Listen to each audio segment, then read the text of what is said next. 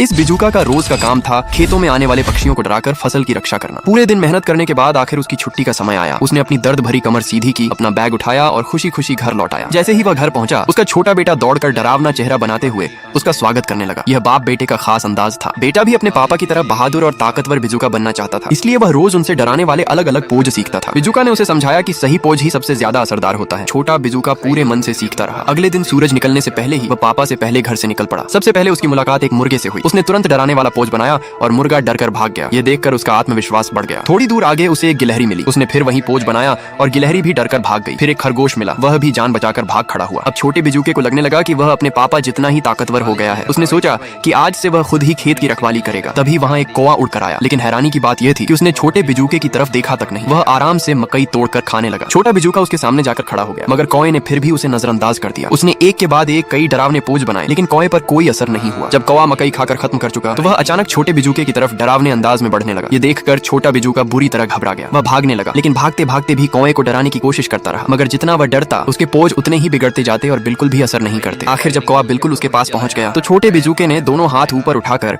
आखिरी बार डराने वाला पोज बनाया। तभी कौवा अचानक रुक गया। डर के मारे उसके काले पंख जैसे सफेद पड़ गए और वह उल्टे पांव उड़ गया। असल में ये छोटे बिजूके का कमाल नहीं था, उसके पीछे उसके पापा आ चुके थे। अनुभवी बिजूके को देखकर कौवा डरकर भाग गया। फिर भी पापा ने बेटे की हिम्मत की खूब तारीफ की। इतना देर तक कौवे का सामना करना कोई आसान बात नहीं थी। उन्होंने कहा, थोड़ा और बड़ा हो जाओ, फिर तुम भी मेरी तरह खेतों की रक्षा करोगे। घर लौटकर छोटा बिजूका अपनी माँ के सामने शेखी बघारने लगा। वह कहने लगा, मैंने तो बस दोनों हाथ फैलाए और कौवा डरकर भाग गया। लेकिन तभी दीवार पर अचानक कौवे की परछाई दिखाई दी। उसे देखते ही छोटा बिजूका डर के मारे दौड़कर अपनी माँ की गोद में छिप गया। लगता है उसकी बहादुरी अभी थोड़ी और बढ़ने की जरूरत थी।